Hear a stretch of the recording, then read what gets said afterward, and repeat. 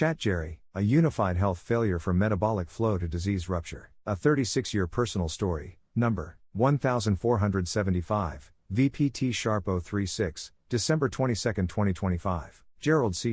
EclaireMD Foundation. Category: Metabolic diseases, stroke, fluid VMT. Preface: I write this not for recognition, but to explain what I have learned from nearly 4 decades of illness, recovery, and self-directed medical research. Science does not guarantee survival, but it never lies about cause and consequence. My goal is simple: I want to understand how disease moves through time, so life can be stretched forward rather than cut short. This is not a story of separate diseases. This article is not about heart disease, kidney disease, stroke, or diabetes as isolated problems. It is about one continuous process. From 1990 to 2025, from age from 43 to 79, my body experienced a long metabolic flow driven by obesity, diabetes, diet, sleep, stress, and vascular load. Along this flow, several dramatic medical events appeared, including 5 heart attacks, kidney disease, neuropathy, retinopathy, and finally, a near-fatal stroke. These events looked separate on the surface. They were not. They were connected outcomes of the same long process. Diseases do not suddenly appear. They are prepared quietly for decades. Diagnosis happens only when accumulated damage crosses a visible threshold. Flow versus rupture. In engineering,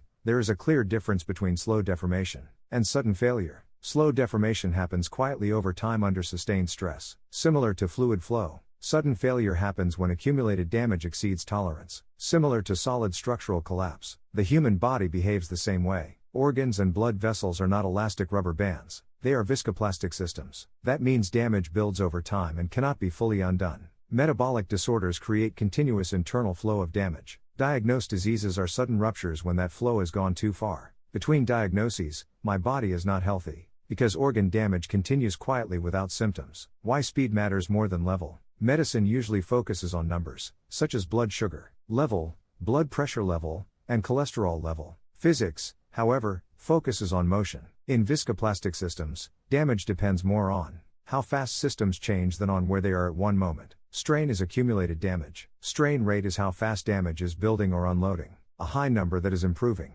can be safer than a moderate number that is worsening. Disease is not a number, it is motion with memory. Analogy of river and harbor. I explain my disease history using a simple analogy. I imagine a ship traveling down a river. The river represents metabolic flow, diet, obesity, diabetes, sleep, stress, and vascular stiffness. Determine the river's speed and turbulence. Diseases are not random events. They are harbors along the river, where the ship is forced to stop before continuing downstream. Each harbor is a place where damage becomes visible. Some harbors allow the ship to leave again. Others end the journey. Between 1994 and 2004, I entered 5 heart attack harbors, and survived each time. In 2010, 3 more harbors, including kidney disease, foot and eye nerve damage, appeared. In 2025, I reached a near-terminal harbor, a pontine hemorrhagic stroke with only from 20 to 30% survival. The distance between harbors and the speed of flow define the shape of disease progression and the ship's trajectory. 4 major ruptures. Looking back, 4 major ruptures anchor my past 36-year timeline. 1. Around 1994, 2 heart attacks forced me to leave. Extreme corporate political stress. 2. Between 1998 and 2001, 3 more cardiovascular events followed. 3. Around 2010, kidney disease, neuropathy, and retinopathy appeared.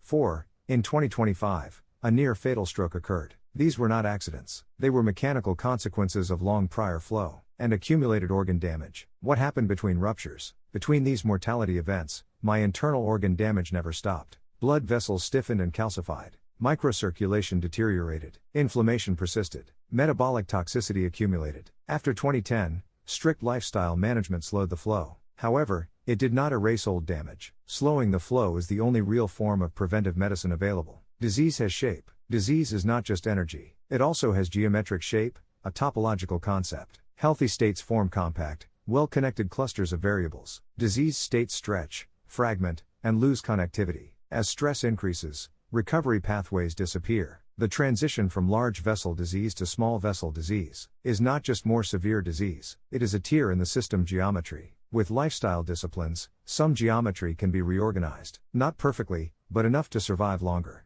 Pattern recognition is earned. My ability to see these patterns is not intuition or luck. It comes from decades of observing time-based data, spatial relationships, frequency domain patterns, and geometric shape and data point connectivity. With experience, a single data table already reveals system's trajectory and moving direction in my mind. Numerical calculations then confirm what the pattern and shape have already suggested. Dementia and cancer are flow problems. Thus far, I have not been diagnosed with dementia or cancer. However, they do not appear suddenly. They are prepared over long periods through flow instabilities. My research methodologies provide such insights through long-term data on primary biomarkers and lifestyle factors. The patterns that must be recognized include impaired clearance, vascular narrowing, energy accumulation, and loss of adaptive connectivity. Prevention means managing flow long before rupture appears. What the numbers show: I summarized my entire history using one output measure called mortality disease proxy, or MDP. MDP represents cumulative damage, not a single disease. From 1990 to 2009,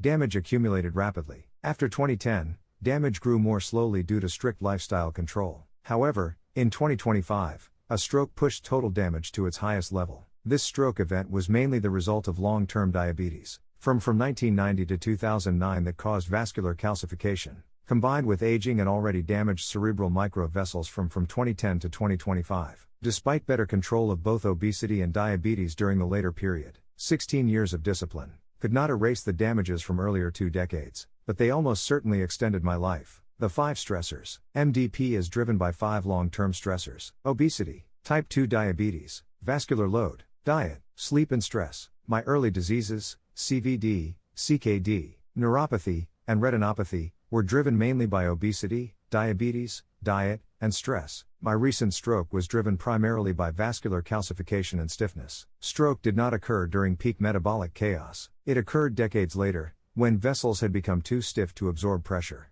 The hidden blind spot. Even after diabetes and weight were well controlled, vascular load kept rising. Earlier damage and aging reduced vessel flexibility. Pressure waves could no longer be buffered. This is why monitoring pulse pressure, PP, and mean arterial pressure, MAP, matters, not just average blood pressure. Why the stroke happened. The stroke was not a relapse. It was a late-stage mechanical failure in a stiffened vascular system. Metabolic inflow had improved. The pipes had already hardened. Final message: sickness is the fluid dynamics of risk. Diagnosis is the solid dynamics of failure. Survival is probabilistic, not guaranteed. I reduced my disease energy and slowed its speed, but I did not eliminate risk. That is the true meaning of prevention. Science does not promise survival, but it never lies. Disclaimer: this content is provided for educational reference only, and does not constitute medical advice. No doctor-patient relationship is created. You may share this summary freely, but it must not be altered, edited, or republished as your own. All intellectual property rights and copyrights for this article and related materials belong to the author,